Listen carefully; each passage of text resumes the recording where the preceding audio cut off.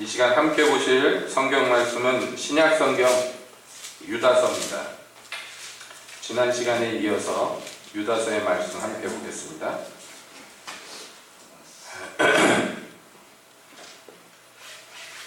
유다서 제8절부터 13절까지 함께 보시겠습니다.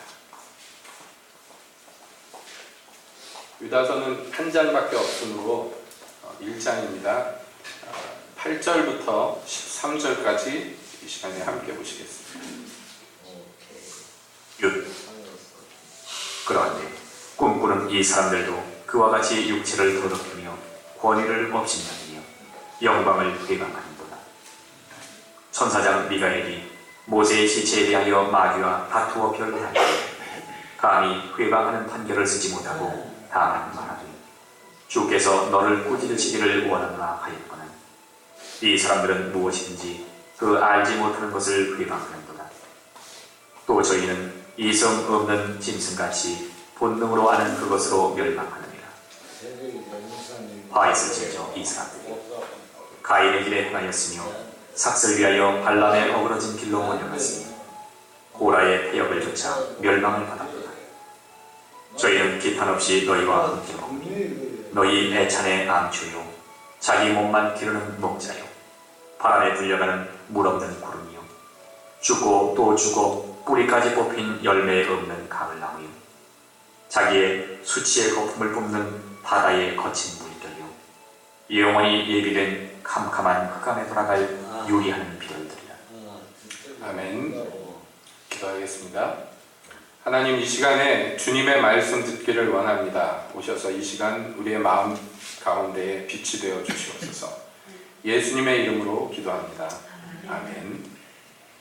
자, 설교하겠습니다. 이제 오늘 또 참 기쁘게 우리 사장님 함께 해주셔서 참 기쁩니다. 몇 년 동안 예배당 와서 같이 예배 드리시자고 그랬는데 드디어 오늘 오셨네요. 자, 이 시간이 참 도사님이 대장이에요. 이게 이 시간이 이제 중요한 시간인데 미안하고 설교하는 시간입니다. 그러니까 네. 이 시간에는요 저만 말해야 됩니다. 옳기를 배워볼게. 네네, 목사인 저만 말해야 되니까 제가 무슨 얘기하는지 잘 들어보세요. 네. 그래서 이치에 안 맞는 말을 하는가, 저 인간이 이치에 맞는 말을 하는가 잘 듣고 그래서 하나님 말씀이 뭐라고 얘기하시는지 이 시간에 함께 들으시기를 바라겠습니다. 우리 유다서의 말씀을 계속해서 보고 있는데요.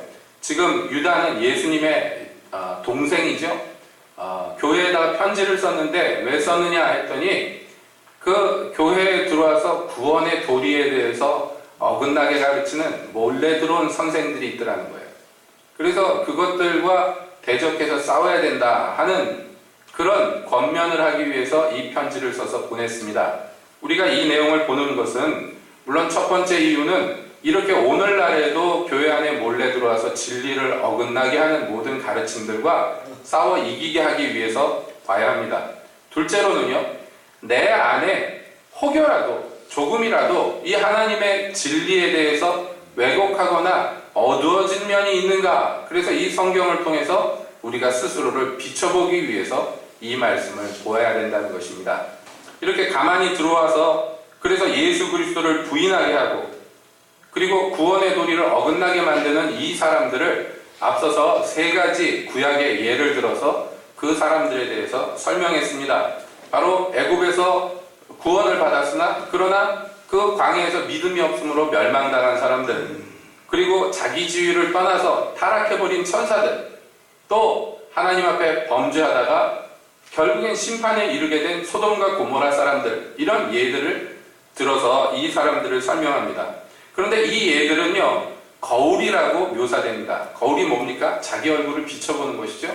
나는 이 사람들, 이 앞에 구약에서 얘기했던 이 멸망당한 사람들과 나는 다른가? 이것을 비춰보라고 성경 말씀이 있다는 것이에요. 그런데 이 비추는 거울이 있는데도 불구하고 그러나 이 사람들은 자기를 절대 비춰보지 않는다. 이 사람들을 뭐라고 얘기하느냐? 8절에 보니까 오늘 읽은 본문에 꿈꾸는 이 사람들은 이렇게 얘기해요. 여기 꿈꾼다는 것은 좋은 의미의 꿈이 아니에요. 좋은 의미의 꿈꾸는 얘기가 아니라 나쁜 의미의 꿈꾼다. 이 나쁜 의미의 꿈꾼다는 건 뭐냐면요. 지금 정신이 없다는 것이에요. 제정신이 아니라는 것입니다. 여러분, 우리가 꿈속에서 밤에 꿈꿀 때요. 그것이 우리에게 굉장히 현실처럼 느껴질지라도 꿈에서 깨면은 그게 아무것도 아닌 것을 알게 되죠. 그런데 계속해서 그 꿈에 남아있으려고 한다면 그 사람이 어떻게 제대로 된 생활을 할 수가 있겠습니까? 근데 이 사람들은요, 바른 진리 가운데 서기를 원치 않습니다. 계속해서 자기들이 꾸는 이 꿈 같은 허망한 것에 머물러 있기를 원하고 그것만 붙들고 있기를 원한다는 것이에요. 그래서 이 사람들의 그 행동 양식이 나오는데요. 첫 번째는 뭐냐면 육체를 더럽힌다 그랬습니다. 두 번째는 권위를 업신여긴다. 세 번째는 영광을 회방한다. 이렇게 얘기합니다. 이 사람들의 행동 양식이에요. 육체를 더럽힌다는 것은 무엇이냐면, 여러분, 이 편지가 쓰여질 당시에 전형적인 예죠. 바로 소위 말하는, 좀 어렵게 얘기하면 영지주의라는 것이 이 당시에 교회 안에 거짓된 선생들로 말미암아 팽배하게 들어왔는데, 그 가르침들은 단순하게 얘기하면 이렇습니다. 육체는 더럽고 악하며 영만이 최고다. 아, 그러냐? 그거 괜찮은 얘기인데 영혼이 더 중요하지 육체가 중요하냐? 이렇게 얘기하니까 그런가? 그래서 사람들이 섭깃했는데, 이 얘기가 어디까지 나갔냐면 그러므로 영혼만 중요하지 육체는 아무것도 아니라는 거예요. 그럴듯하죠? 근데 결론이 어떻게 되냐면, 그러니까 육체가 하는 짓은 나랑 상관없다는 거예요. 육체로 무슨 짓을 해도 내 영혼하고는 상관없다는 것이에요. 그래서요, 육체로 간음을 행합니다. 이 여자 저 남자가 막 서로 얽혀서 관계를 맺습니다. 그리고 그것이 죄라고 얘기하지 않아요. 그거는 육체가 하는 거기 때문에 내 영혼하고는 상관없다고 이걸 분리해서 얘기합니다. 목사님요. 그래서 질문입니다. 질문은 나중에 예배 마치고선 받겠습니다. 네. 그래가지고 이 사람들이 뭘 했냐면 이것이 옳다고 얘기를 했어요. 육체로 무슨 짓을 하는 거 내 책임이 아니라고 얘기합니다. 육체는 원래 더러우니까 더러운 대로 그냥 더럽혀져서 살면 된다고. 그래서 이것을 뭐라고 얘기하냐면 영지주의에서 결과적으로 나온 거, 이건 쾌락주의라고 얘기합니다. 그러니까 즐거운 게 최고야. 그러니까 육체를 더럽히는데 아무 거리낌이 없습니다. 그리고 이 사람들의 또 특징이 뭐냐면 권위를 업신여긴다. 이렇게 나왔죠. 권위를 업신여긴다. 왜냐하면 전형적이죠. 이 영지주의의 특징이 뭐냐면 뭔가 신령하게 계시받은 것만이 최고예요. 내가 받은 계시가 최고예요. 그러니까 어떤 권위를 의심합니까? 당연히 교회 안에서 보면, 예를 들자면 저 같은 목사가 있지요. 목사가 성경 말씀 펼쳐들고 성경 얘기합니다. 근데 그게 우스운 거예요. 예, 저건 신령하지 못해가지고 기도해서 계시를 못 받고 고리타분하게 성경 얘기만 한다. 말을 듣지 않습니다. 아, 하나님이 이렇게 하라고 했습니다. 당신이 들었어? 직접 봤어? 나는 직접 봤는데 넌 직접 봤냐? 이렇게 나와버려요. 그러니까 이 사람들은 전형적으로 권위를 업신여기는 것이 하나님의 세우신 권위에 대해서 권위를 두지 않아요. 얼마나 영빨이 있느냐, 여기에만 권위를 둡니다. 그 사람이 어떤 일을, 어떤 기적을 어떻게 행했느냐, 여기에만 가치를 둡니다. 그러니까 교회에서 전형적으로 권위를 인정하지 않죠. 그러니까 세 번째 어떻게 되느냐면 권위를 업신여기다 보니까 결국에는 하나님의 영광마저도 회방하더라. 여기 회방한다는 건 주로 말로 뒤에서 찍고 까불고 하는 것이죠. 그러면서 이제 유다는 무슨 말씀까지 하느냐면요, 유다 장로님은 천사장 미가엘이 모세의 시체에 대하여 마귀와 다투어 변론할 때, 우리 성경엔 이런 얘기 없죠. 이거 외경에 나오는 얘기입니다. 성경에서는 그냥 모세가 죽어서 하나님이 장사 지내주셨다 이렇게 나오는데, 여기 외경에 보면 거기에 연결된 그 에피소드가 나오는데요. 천사장 미가엘이 하나님의 명을 받고 이제 모세가 죽어서 영혼은 천국으로 가고 남은 육체를 장사 지내려고 땅을 파고 이제 장사를 지내려고 하는데, 마귀가 와서 내놓으라고 하는 거예요. 뭐 마귀 그러면서 하는 얘기가 뭐냐면, 내가 이 땅에서 왕인데 그러므로 이 모세의 시체가 땅에 있기 때문에 이건 내 것이다 하고 내놓으라는 거예요. 말도 안 되죠. 마귀가 왜 그렇게 얘기했겠습니까? 여러분 생각해 보세요. 만약에 지금 모세의 무덤이 있다 그러면은 그거 얼마나 거기 가서 이스라엘 사람들이 우상 숭배하겠어요. 그렇죠? 그러니까 하나님이 애초에 싹을 끊어버리는 거예요. 모세가 무리바물에서 하나님의 영광을 가리웠어요. 자기 영광을 드러냈어요. 그래서 가나안 땅에 못 들어갔어요. 왜냐하면 모세를 위해서도 그렇게 하는 게 아니에요. 모세가 타락할 수 있잖아요. 그 하나님이 가나안 땅을 멀리서 보고 그냥 데려가셨어요. 그러니까 마귀는 모세의 시체를 가지고 새로운 우상을 만들려고 내놓으라고 합니다. 미가엘이 내놓겠습니까? 안 내놓죠. 그래서 서로 변론하는 얘기가 외경에 나옵니다만은 그때 이 무법하고 무도한 마귀의 그 억지스러운 얘기에도 미가엘이 감히 회방하는 말을 하지 않았다고 얘기해요. 그러니까 자기 입으로 정죄하지 않았어요. 함부로 판단하지 않았어요. 누가 봐도 잘못한 거예요, 마귀가. 누가 봐도 마귀가 나쁜 거예요. 그런데도 불구하고 왜 미가엘이 그것을 회방하지 않았느냐면 하나님이 하시기를 원했기 때문입니다. 함부로 하나님이 심판하실 자리에 자기가 가기를 원치 않았기 때문에 오직 말하기를 하나님이 너를 꾸짖으시기를 원하노라, 이 얘기까지 했다는 거예요. 그런데 앞서서 얘기한 이 꿈꾸는 사람들, 몰래 들어온 교회, 몰래 들어온 이 사람들은요, 무엇을 합니까? 자기의 자리가 어디인지 몰라요. 자기가 함부로 판단해서는 안 돼요. 그런데 그 자리, 심판하는 자리에 앉아서 자기가 함부로 판단하고 자기가 재판해버립니다. 이거 참 무서운 얘기입니다. 저도 개인적으로요, 그런 얘기를 많이 들었어요. 이단 소리가 많이 들었습니다. 근데 근거가 없어. 근거가 없는데 그저 제 생각에 그렇다니까 그렇게 판단합니다. 예, 어떤 사람은 제가 무슨 얘기까지 들어봤느냐면, 사탄이라는 얘기까지 들어봤어요. 그 뭐 이유가 있어야 될 거 아니에요. 나름대로 이유가 있다고 그러는데 설사 제가 사탄이라도 함부로 그렇게 얘기하는 거 아니라니까요. 예? 판단하고 회방하는 거 그렇게 쉽게 하는 거 아닙니다. 아주 이것은 근거가 있어야 되는 일이고 중요한 일입니다. 누가 잘못됐어요. 현저하게 범죄했어. 그런데 그거 그냥 욕하라고 그랬습니까?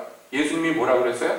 혼자 가서 몰래, 아무도 몰래 가서 그에게 권하고, 그래도 말 안 들으면 두세 사람이 가서 권면하고, 그래도 말 안 들으면 교회가 가서 공식적으로 그를 권면하고, 그래도 말 안 들으면 그제서야 이제 그 사람에 대해서 판결하라고, 제3, 제4 신중하라고 얘기합니다. 왜냐하면 함부로 그렇게 하는 게 아니에요. 하나님이 하시는 일이기 때문에 그 사람에 대해서라도 함부로 교회 안에서 그렇게 하는 거 아니거든요. 그런데 어떤 사람들, 이 계시받았다는 사람들이 얼마나 그 입을 가볍게 넘기는지 몰라요. 얼마나 쉽게 여기에 대해서 판단하고 저기에 대해서 평가하는지 모릅니다. 자기가 무슨 일을 하는지 모릅니다. 여러분 앞에서 나왔죠? 천사들이 왜 심판받았습니까? 자기 지위를 떠나서 자기 자리를 벗어났기 때문이라고 얘기합니다. 하나님이 맡겨주신 사명이 있는데 그것을 임의로 제 멋대로 벗어나서 제 하고픈 대로 하면 심판받는 거예요. 천사들이라도 그렇게 심판받는데 여기 이 꿈꾸는 사람들은 겁이 없습니다. 그래가지고 권위를 무시하고 영광을 회방하는데 두려움 없이 행합니다. 용사처럼 말합니다. 이것을 지금 이 유다 장로님은요, 그 행동 거지를 증거로 내놓습니다. 이렇게 하는 사람들이 바로 그런 몰래 들어온 사람들이니 주의하고 그 사람들하고 관계하지 말라고 지금 주의를 주는 것이에요. 여러분, 교회 안에서 행동이 그렇습니다. 우리가 연약하고 어리고 유치해서 그래서 말 실수하고 그러는 거 있어요. 근데 지금 여기 나오는 건 그게 아닙니다. 자기에게 굉장히 신적인 권위를 부여하면서 스스로 부여한 그 자리에서 막 판단하고 막 재판해버립니다. 여러분, 이것이 얼마나 악한 행동인지, 얼마나 무시무시한 행동인지 거울처럼 성경이 자기를 비춰줌에도 그걸 보려고 하지 않아요. 그렇기 때문에 이 사람들은 무엇이든지 그 알지 못하는 것을 회방한다 그랬어요. 그 회방하는 이유가 뭐냐면 제가 알지 못하는 까닭입니다. 제가 무식하기 때문에 자기의 무지로 인해서 겁없이 이렇게 회방합니다. 왜냐하면 이 사람들은요, 이성 없이 짐승처럼 본능으로 아는 그것만을 붙잡습니다. 이 사람들을 성경에서 뭐라고 얘기합니까? 머리 대신 그리스도를 붙잡지 않고 자기 본 것을 붙든다 그랬어요. 눈으로 보는, 실제로 보고 경험한 것만 의지하는 사람도 있겠지만요, 더 깊은 뜻은 무엇입니까? 무엇인가 보았다, 무엇인가 들었다 하는 것을 하나님의 말씀보다도 더 중요하게 생각합니다. 그러니까 머리 대신 그리스도를 붙들지 않으니 무지하죠. 본능으로 자기가 느끼는 것만을 전부라고 생각합니다. 여러분, 우리가 성령을 받고 점점 신령한 대로 나아갈수록 영적으로 감지되는 것들이 있어요. 그렇죠? 그런데 그것만 의지하면 안 돼. 그걸 신뢰하면 안 돼. 왜냐하면 하나님이 제대로 계시를 줘도 받는 인간, 내가 연약하고 불완전하기 때문에 그거 전부라고 생각하면 굉장히 큰일입니다. 그것, 우리가 불완전한 것을 알기 때문에 주께서 완전한 말씀을 우리에게 주신 것이에요. 비춰보라고. 거울처럼. 기준이 있습니다. 그러니 성경하고 내가 본 거하고 다르면, 내가 느낀 거하고 다르면 무엇을 의지해야 됩니까? 성경을 의지해야 돼요. 그런 사람들은 분별력이 생깁니다. 그런데 그렇지 않고 자꾸 자기가 느끼는 거, 그것만 쫓아가면요, 처음엔 잘 모르는데요, 세월이 갈수록 점점 이상해져요. 왜 그런 거? 모르겠습니까? 제가 목사 노릇 하려니까 하나님이 이것도 조금씩, 저것도 조금씩, 맛보기로는 이것저것 다 맛보게 하셨기 때문에 왜 그러는지 압니다. 그 아는 것을 무엇으로 알아야 되느냐? 하나님 아는 것으로 알아야 돼요. 제 아는 것으로 전부라고 생각하면 안 된다는 것입니다. 그래서 이 사람들에 대해서 구약 성경의 예를 들어서요, 또 이 사람들에 대해서 설명합니다. 화 있을진저 이 사람들이요, 가인의 길을 행하였으며 삭슬 위하여 발람의 어그러진 길로 몰려갔으며 고라의 폐역을 쫓아 멸망을 받았도다. 여기에서도 또 세 가지 예를 드는데요, 구약의 예를 계속 들죠. 첫 번째, 가인의 길로 행했다, 이렇게 됩니다. 여러분, 이 가인이라는 사람이 어떤 사람인지 우리가 알죠? 가인이 어떤 사람입니까? 네? 한마디로 규정해라 그러면 어떤 사람입니까? 살인자? 그보다 더 근본적인 문제가 있어요. 가인의 길이라고 얘기했을 때, 가인의 길은 어떤 길이냐면 하나님을 두려워하지 않는 자라는 거예요. 하나님을 두려워하지 않아요. 그렇죠? 가인이 살인을 행했습니다. 왜 행했습니까? 하나님을 두려워하지 않았기 때문이에요. 하나님이 보고 계시다는 걸 알아요. 화가 난 이유가 뭡니까? 자기 재산을 안 받고 아우의 재산을 받아줬기 때문에 화가 났어요. 이게 다 뭡니까? 하나님께 분노하는 것이고 하나님 앞에 반항합니다. 내 아우는 어떻게 됐느냐? 하나님께 외려 대답합니다. 내가 내 아우를 지키는 자입니까? 하나님에 대해서 두려워하지 않아요. 하나님께 심판받고 쫓겨날 때도 그가 두려워하는 것은요, 하나님께 버림받는 것을 두려워하지 않습니다. 다른 사람들이 자기를 해코지 할까봐 그것을 두려워합니다. 육체에 속한 사람이고 하나님을 경험하지만, 하나님과 대화하지만 하나님을 두려워하여 섬기지 않아요. 경외하지 않습니다. 이게 가인의 길입니다. 삭슬 위하여 발람의 어그러진 길로 몰려갔으며, 여기 발람도 마찬가지죠. 발람도 하나님 두려워하지 않기 때문에 악을 행하는데, 발람의 특징은 뭐냐면 삭슬 위하여라고 나왔어요. 그러니까 이익을 위하여 하나님을 이용합니다.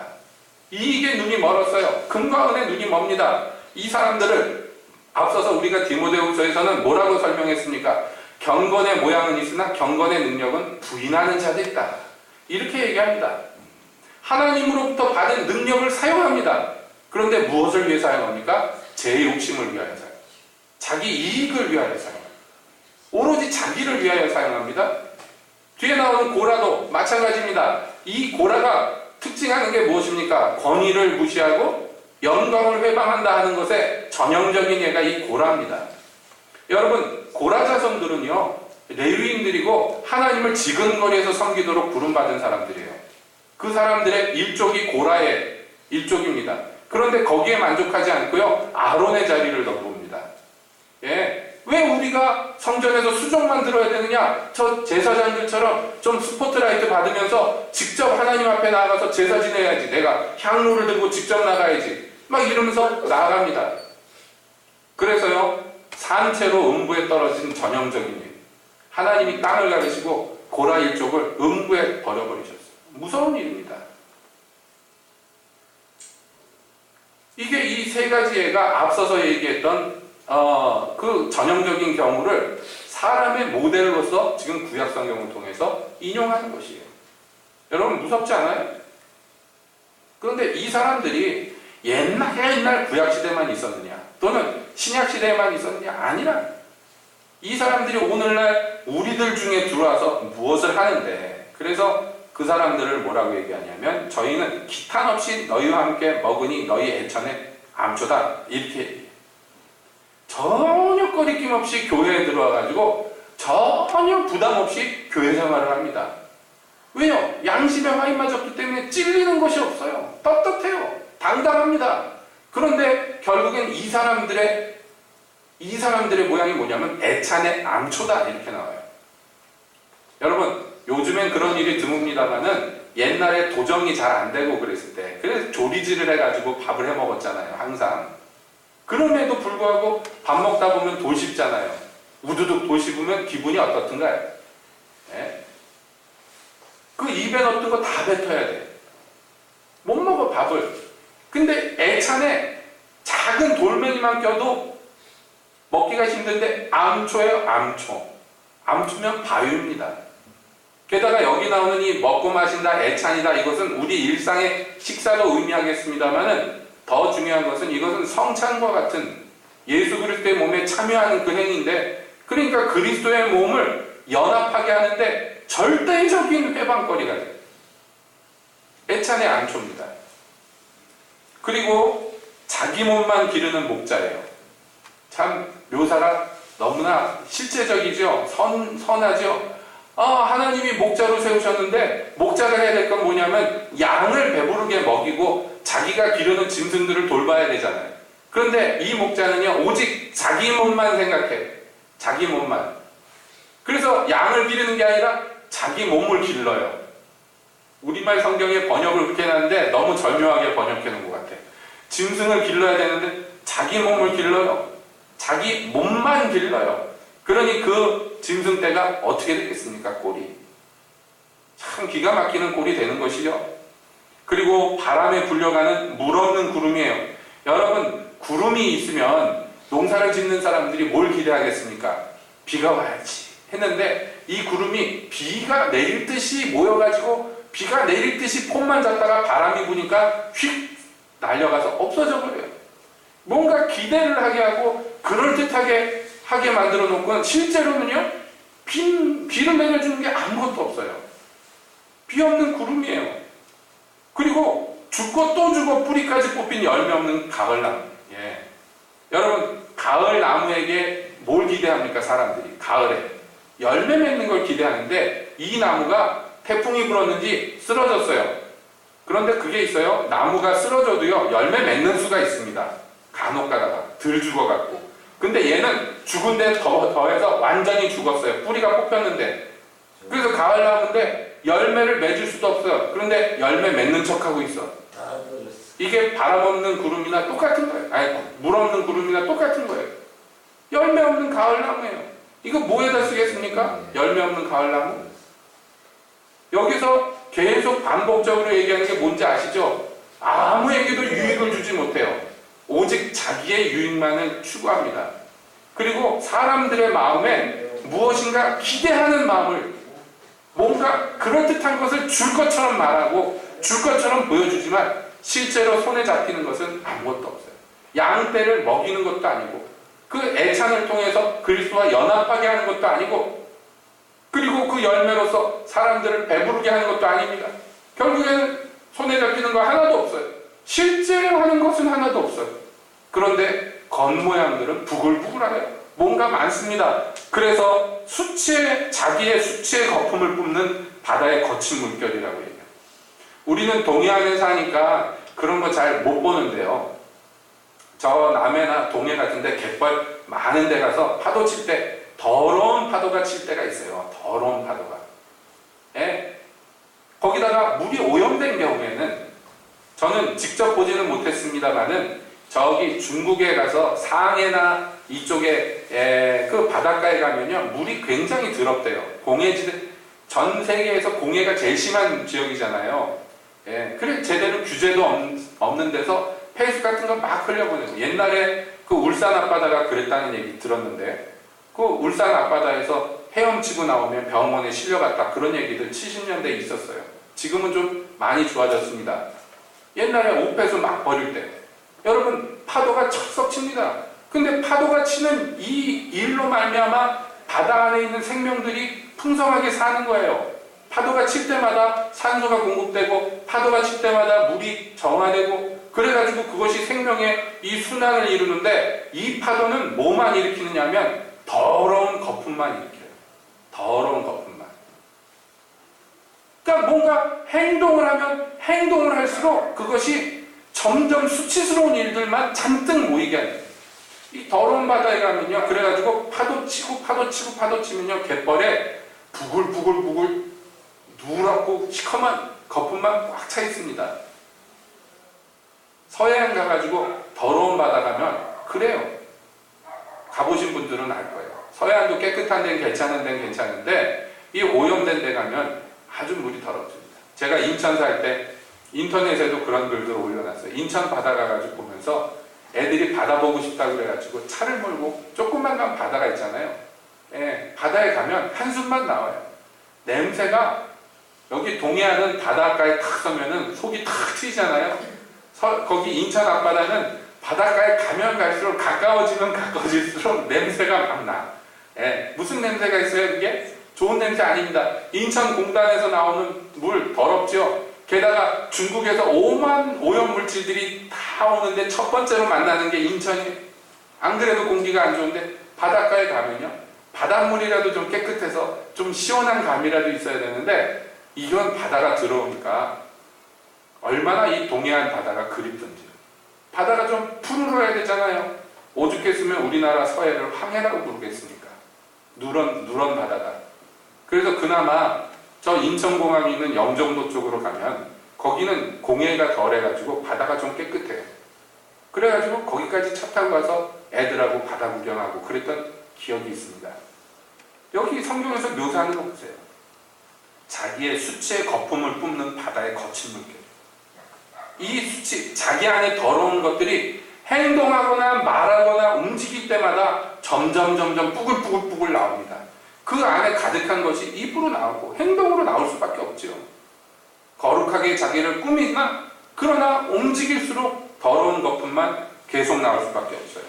그리고 영원히 예비된 캄캄한 흑암에 돌아갈 유리하는 별이라고 나와요. 별들이 제 궤도를 가지고 제대로 움직여야 되는데 궤도도 없이 막 날아다니다가 결국에는 없어져 버리는 캄캄한 어둠 가운데 한때 빛나는 듯 보이지만요 조금만 지나면 온데간데 없어지는 그런 사람들 교회 안에 많습니다. 교회 역사 안에 보면 많습니다. 막 스포트라이트 받고 하나님의 위대한 종이라고 막 떠받침 받고 사역 크게 했는데 몇 년 지났는데 없어졌어요. 그냥 없어져요? 여러 사람이 끌고 들어가가지고 사방에 피 보고서 없어지고 그런 사람들 많아요. 여러분 이 사람들이 그런 사람들이에요. 그러니까 그 행동의 결과가 이렇게 맺힌다는 거예요. 아무 열매도 없어서 누구에게도 유익을 주지 못할 뿐만 아니라 오히려 더러운 것들을 쏟아내고 그리고 많은 피해를 입힌다.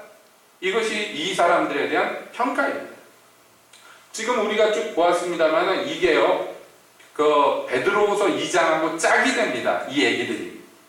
그래서 아마도 초대교회 때 사도 베드로나 야고보나 요한이나 또는 여기 나오는 유다나 이런 사람들끼리 여기에 대해서 많은 교류가 있지 않았는가. 이런 교회에 몰래 들어온 사람들에 대한 평가가 그렇지 않았는가. 한 성령 안에서 깨닫는 게 같으니까 그렇겠죠. 그래서 여러분 나중에 디모데후서 2장을 한번 쭉 보시기 바랍니다. 여기 유다서보다 더 조금 양이 많아요.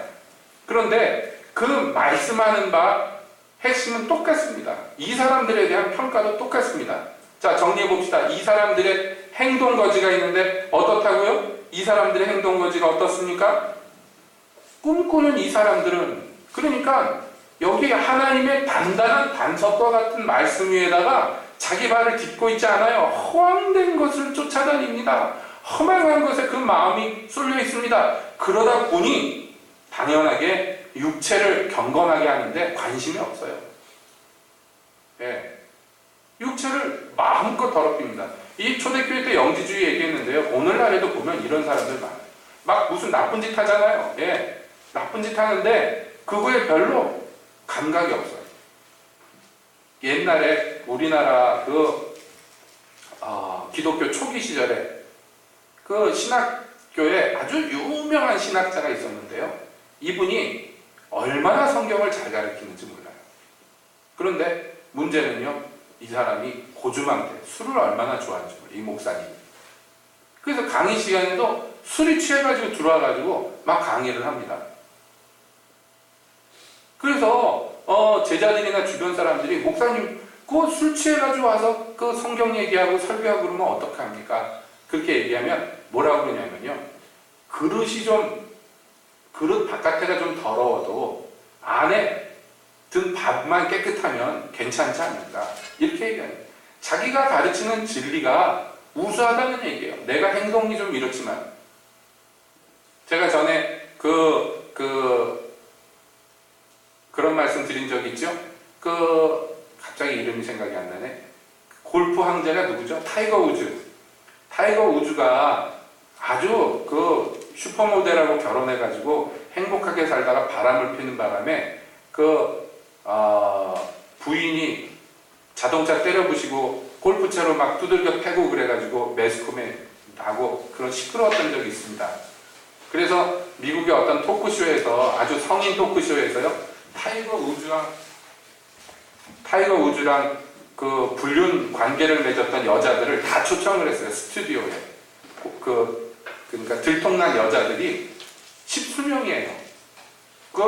짓궂게 여자들한테 다 연락을 해가지고 스튜디오에 나오라고 토크쇼에서 그랬는데, 그때 제 기억에 7명인가 8명인가 나왔어요. 나머지는 거절하고 안 나오고. 그러니까 이게 한두 명하고 불륜을 저지른 게 아니라 아주 굉장히 난잡하게 산 거예요. 그게 다 들통나는 바람에 타이거 우즈의 이미지가 굉장히 좋았는데요, 완전히 망가지고 이혼당하고 난리가 났죠. 그때 타이거 우즈가 기자회견장에서 뭐라고 얘기했냐면, 자기가 이 골프를 위해서 어린 시절부터 훈련만 해가지고 자기의 젊은 시절에 너무 이 운동만 하고 살아가지고 이제 부와 명예를 누리니까 이제 내가 그동안 희생한 값을 받아도 돼, 이렇게 생각했다는 거예요. 자기 마음에. 난 좀 이렇게 살아도 돼. 왜냐하면 그 전에 너무 많은 것을 희생했기 때문에 지금 좀 이렇게 누리면서 살아도 돼 라고 스스로에게 얘기했는데, 그게 잘못됐다는 걸 이제 알았다고. 그 고백했습니다. 참 멍청한 얘기 같지만은 어떤 의미에서 굉장히 솔직한 고백이에요. 여러분, 영적인 세계도 마찬가지입니다. 막 위대한 종들이 허망한 짓을 합니다. 예, 아주 하나님의 능력을 크게 갖고 세계 곳곳에서 복음을 전파하고 기적을 막 행하는 사람들이 미국 의회에 청문회에 불려갑니다. 왜냐하면 헌금 가지고 사치스럽게 살았다고. 그러면서 증거들이 쭉 나옵니다. 어떻게 사치스럽게 살았나. 어디 무슨 나라에 집회에 가면요, 집회가 예를 들어서 2박 3일 한다. 그러면 2박 3일하고 미국으로 돌아오지 않습니다. 2박 3일 집회 끝나면요, 그 다음부터 거기에서 아주 그 관광지로 돌아다니면서 걸판지게 놉니다. 돈을 어마어마하고 해요. 이런 것들이 자료가 다 우리나라보다 선진국이라고 그런지 자료들이 다 나오잖아요. 비행기 타고 한 번에 가면 될 걸 꼭 중간에 관광지에 들려서 며칠 놀다 가고 막 이렇게 합니다. 호화스럽게 사치스럽게 사는데 그 돈이 다 개인 돈이 아니라 교회 돈인데 당신 왜 이렇게 살았어? 이러면 청문회 불려다닙니다, 목사님들이. 얼마나 부끄럽습니까? 예? 그렇지 않아요? 그런데 왜 그런 일들을 하냐면, 내가 주를 위해서 이렇게 애쓰고 힘쓰니까 이 정도는 좀 누려도 돼, 이런 생각을 하면 안 된단 말이에요. 안 됩니다. 그러면. 그렇지 않아요? 예? 뭐 실감이 안 나지. 제가 만약에 여러분의 목사가 그런다고 생각해 보세요. 내가 연락에 설교하고 교인들은 앉아서 이러고 들으니 내가 고생을 몇 배나 더 하지. 그러니까 교회 돈 내 마음대로 좀 쓰면 어때? 그리고 제가 막 교회 돈, 우리 교회 뭐 마음대로 쓸 만큼 돈도 많지는 않지만 그래도 막 써가지고 비싼 차 타고 다니고 막 그런다고 생각해 보세요. 그럼 여러분들이 아이고 우리 목사님 잘한다, 아이고 우리 목사님 잘한다 그러겠습니까? 말도 안 되는 얘기죠. 근데 이 사람들은 그런단 말이에요. 이 사람들은 그 자기 몸만 기르는 목자예요. 관심이 자기밖에 없어요. 자기가 보고 주는 것이 자기의 평가, 모든 진리에 대한 기준이고, 자기가 느껴지는 그 느낌이 모든 다른 사람들에 대한 평가 기준이고, 자기에게 이익이 되는 것이 자기 사역의 목적이에요. 여러분, 이런 사람들이 교회 안에 들어와가지고 거룩하게 하고 능력 있게 나타나고 사람들이 그걸 추종하고 그러면 교회가 무너지고 망가지는 것이에요. 그러니까 지금 단번에 얻는 구원의 도리에 대해서 힘써 싸워야 된다고 지금 권면을 하는 거예요. 너희들 그런 사람들과 그런 가르침에 넘어가면 구원에서 떨어진다. 거기까지 경고하는 것이에요. 에이, 그럴 수도 있지. 그러면 안 된다는 것이에요. 그냥 눈에 불을 켜고 우리 목사님 잘하나 그러란 얘기가 아닙니다. 다시 말씀드립니다. 맨 처음 이 거울에는 누구 얼굴이 비춰져야 돼요? 예? 누구 얼굴이요? 말씀해보세요. 누구 얼굴이 비춰져야 돼? 거울에. 거울을 들고 다니는데 이렇게 상대방이 보이게 이렇게 들고 다니는 사람이 어디 있습니까? 예원이 얘기를 들으니까 병실에 입원해서도 항상 거울을 들여다보는데 누구 얼굴을 보려고 거울을 보는 거예요? 거울이라는 건 자기 얼굴을 보는 거예요. 여러분, 자기부터 봐요. 아니, 나는 이런 사람 아니에요. 그런 게 아닙니다. 이렇게 무슨 크게 사고는 안 칠지 모르지만 사역자들처럼 우리 마음 가운데 이런 씨앗이 있으면요, 거울에 이 말씀의 거울에 비춰보고 그래서 해결을 봐야 돼요. 해결, 뿌리를 뽑아야 돼요. 내 안에 이런 것이 있는가? 왜 없겠습니까? 특히 제가 이런 말씀을 자꾸 드리는 것은요, 우리 교회가 그래도 다른 장로교회에 비해서는 은사나 또는 성령의 역사나 이런 데 열려 있잖아요. 그렇죠? 그러다 보면요, 말씀의 뿌리를 내리고 견고하게 이 반석 위에 서야 되는 것을 망각할 수가 있어요. 은사가 절대 나쁜 거 아니고 유익한 겁니다. 여기 대해서 나중에 더 논하겠습니다만은, 그러나 은사주의가 되면은 타락하는 거예요. 여러분, 기독교에서 신비를 빼면 뭐가 남겠습니까? 사람의 이성으로 이해되는 것만 기독교에 남는다면 그게 무슨 하나님의 종교겠습니까? 기독교는 신비입니다. 그러나 신비주의에 빠지면 이것은 쓸데가 없는, 아무데도 쓸데없는 인간이 돼요. 하나님의 말씀만큼 중요한 게 어디 있습니까? 많은, 그러나 율법주의자가 되면 주님으로부터 미움받는 거예요. 뭐든지 다 그렇습니다. 그러니까 이게 자기주의가 되면 안 돼요. 인간 중심이 되면 안 됩니다. 내가 중심이 돼도 안 됩니다. 그러므로 여러분들이 무엇을 보고 무엇을 느낀다 할지라도, 예? 성령으로 뭐가 감지된다 할지라도 함부로 입을 열어서 입에서 뱉기 전에 비춰봐야 돼요. 말씀에 비춰봐야 돼요. 예, 이것이 성경 말씀에 합당한가 비춰보고 그 다음에 두세 증인 앞에서 증언해서 평가를 받아요. 어떤 사람들, 특히 어떤 그 성령의 은사나 이런 것을 막 처음 체험하기 시작한 사람들이요, 고집 피우기 시작하면 이거 감당할 길이 없어요. 고집스럽습니다. 내가 본 게 천재야. 딴 사람들이 평가하면요, 분별하면 성질을 부립니다. 자기가 공격받은 거냐, 그렇게 난리를 칩니다. 제가 이렇게 부교육자 생활도 하고 또 담임 목사 생활도 하고 그러다 보면은 어떤 분들이 제가 이런 거 봤는데 이런 거 들었는데 하고 와서 얘기합니다. 그러면 제가 그렇습니까 하고 마음에 품고 있습니다. 잊어버리는 거 아니에요. 생각하고 있습니다. 그런데 나중에 들리는 소리가 목사님이 나 무시했다, 이런 얘기 들립니다. 무시하는 거 아니에요. 생각하는 거예요. 열매 맺을 때까지, 그게 확실히 드러낼 때까지, 두세 증인의 입으로 증창될 때까지, 하나님이 그 모든 것들에 대해서 가부간 결정해 주실 때까지, 즉시로 나올 때도 있지만은 때때로 마음에 품고 생각하는 거예요. 그런가? 잊어버리는 거 아니에요. 예언을 멸시치 말라고 성경에 분명히 나와 있는데 제가 아무렴 멸시하겠습니까? 그런데 그런 사람도 있어요. 조급해서 왜 내 말대로 안 하는가? 교회에서 왜 내가 계시받았는데 왜 내 말대로 교회에서 안 움직이는가? 막 그것만 유심하게 보는 사람들이 있어요. 그래서 즉시로 뭐가 파바박 안 되면 나 무시했다. 처음에 그러죠? 이게 2개, 3개 쌓이면 나중에 뭐라 그럽니까? 나 핍박한다. 이렇게 나와요. 우리 목사님이 선지자 핍박한다. 이렇게 나와버리면 말 다 한 거예요. 뭐라 그러겠어요, 그러면. 그래, 아무렴 내가 널 핍박하겠냐? 속으로 생각하는 거예요. 여러분, 이게 다 무엇이냐면 자기 중심적인 신앙을 하면 그래요. 예를 들어서 내가 계시를 받았어. 그 계시된 것을 밝혔어. 근데 만약에 백성들이 순종 안 하면 그 다음에 내가 몽둥이를 들고 다니면서 패야 됩니까? 선지자, 어느 선지자가 그렇게 합니까? 내 입에서 설사 하나님의 진짜 계시가 나왔어도 그건 하나님의 말씀이지 내 의견이 아니잖아요. 그렇지 않아요? 예? 여기 보세요. 미가엘도 마귀의 그 말도 안 되는 짓거리에다가 하고 자기 입으로 자기가 평가해서 제 판단대로 욕하고 그러지 않았다는 거예요. 오직 주께서 너를 책망하시리라 라고 얘기했어요. 그 평가와 심판을 주님 하나님께 돌렸어요. 이게 옳은 것입니다. 내가 계시받았는데 교회가 말을 안 들어? 목사가 말을 안 들어? 침 뱉고 나가버려서 기도원 차리면 됩니까? 아닙니다. 그 모든 것들 가부간에 결정해서 판단하고 판결 내리실 분은 내가 아닌 그 말씀의 원 주인인 하나님이신 것입니다. 자기중심적인 종교라는 게 대단한 거 아닙니다.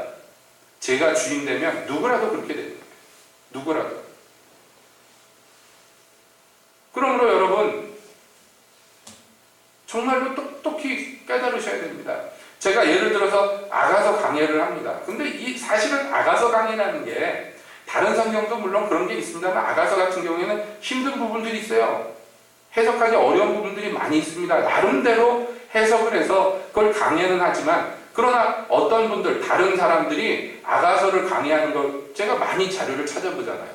저랑 영판 다르게 심지어는 완전 정반대로 그렇게 이해하고 그렇게 가르치는 사람들도 있어요. 그럼 제가 그거 저것들은 잘못됐어. 그거 무조건 정죄하면 됩니까? 그런 거 아닙니다. 그렇게 함부로 하는 거 아니에요. 우리 기도할 때 그 아가새 한 대목 찬양이 나왔잖아요. 바위 틈 은밀한 곳에 거하는 비둘기야. 여러분 기억나십니까? 제가 그것을 뭐라고 해석을 했습니까? 솔로몬 왕이 술람미 여인을 부르면서 하는 얘기다. 이렇게 해석을 하잖아요. 어떤 사람은 정반대로 해석한단 말이에요. 성도가 예수님을 보면서 그렇게 느낀다는 거예요. 예수님은 바위 틈 은밀한 곳에 숨어 계시는 비둘기 같은 성령님. 그러니까 우리가 은밀한 처소에 가서 은밀한 중에 만나야 되는 분. 이렇게 해석하는 사람도 있단 말이에요. 여러분 어느 게 옳은 것 같습니까? 예? 어느 게 옳습니까? 왜 이따위로 해석하냐고. 그래서 싸움이 나면 이게 죽어도 화해가 안 되는 원수가 되는 거예요. 교회 안에서 이런 이해가 얼마나 많은지 모릅니다. 그렇기 때문에 예전에 순복음 이 오순절파가 막 부흥할 때 그 장로교 쪽에서 아주 유명한 외국에 있는 어떤 목사님이요. 그게 싫어가지고 이단이라고 밤낮 욕하다가 어느 날 하나님이 그를 책망하셨어요. 그 회개하고 내가 욕하기 전에 이 사람들이 뭐라고 얘기하는지 한번 알지도 않고 욕을 했구나. 여기 나오잖아요. 그 모르는 것을 회방한단 말이에요. 뭔지도 모르고 회방해요. 제가 이해가 안 되면 무조건 욕하고 배척하고 그런단 말이에요. 그 하나님이 책망하셔서 그래서 오순절파에서 주장하는 바를 곰곰이 살펴보았더니 자기가 똑같은 말을 하더래요. 한 90% 이상을 그 사람들이나 자기나 똑같은 얘기를 하더래요. 90% 이상.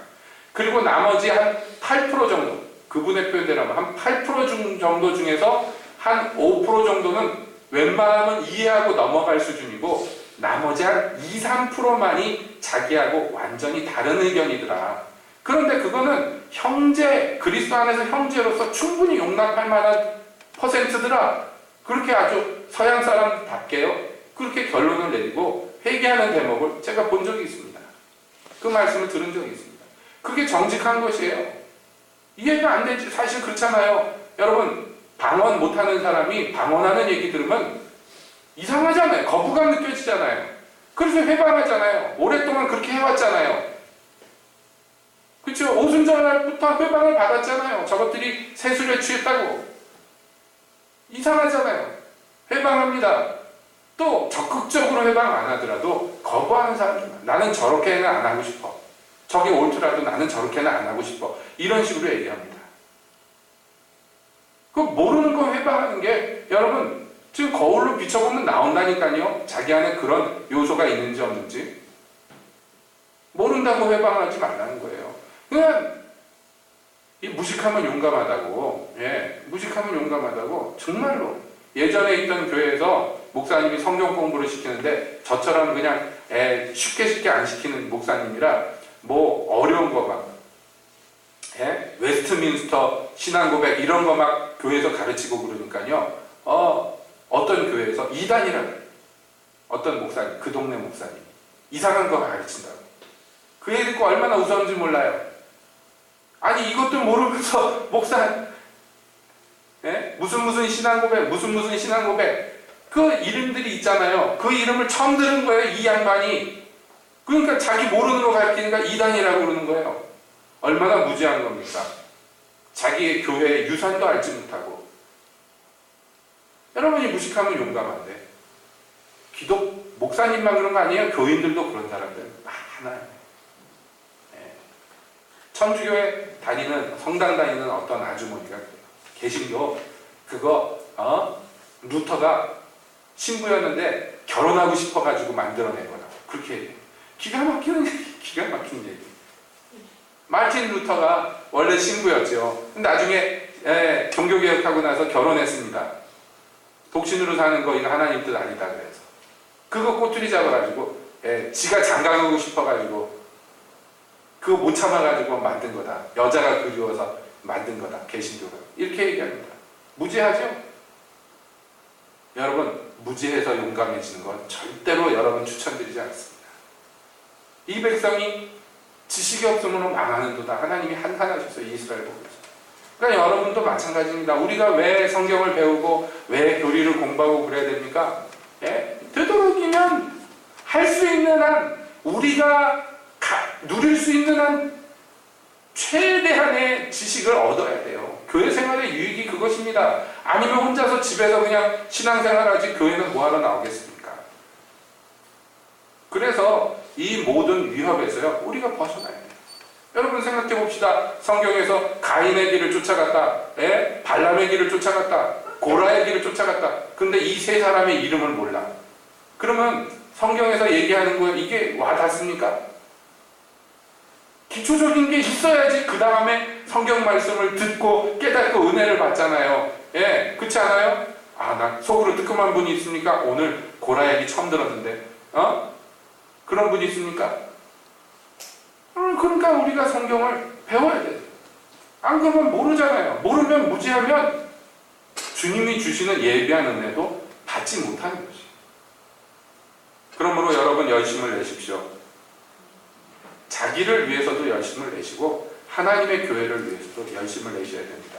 우리가 오전 시간에 들은 바대로 우리는 이 모든 복음의 증인으로 부름받았고 추천받았습니다. 택함받았습니다. 증언을 하려면 뭘 알아야 증언을 하지. 어떻게 하겠습니까? 물론 몰라도 할 수는 있어요. 가장 기본적인 예를 들어서 와 보라 이렇게 할 수도 있습니다. 그러나 하나님이 허용하시는 범위 안에서 할 수 있는 한 모든 것이 구비되는 것이 정말 주님의 뜻이라고 생각합니다. 그래서 여러분께 강력하게 권합니다. 여러분 배울 수 있는 것, 경험할 수 있는 것, 체험할 수 있는 것, 교회 안에서 누릴 수 있는 모든 유업들 정말 욕심을 내서 누리세요. 영적인 욕심을 내서 누리세요.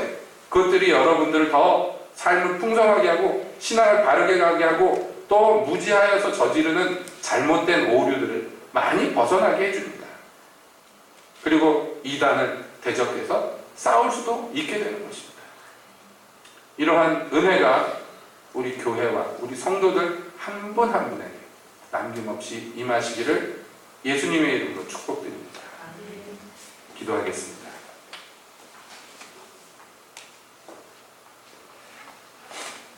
주님의 말씀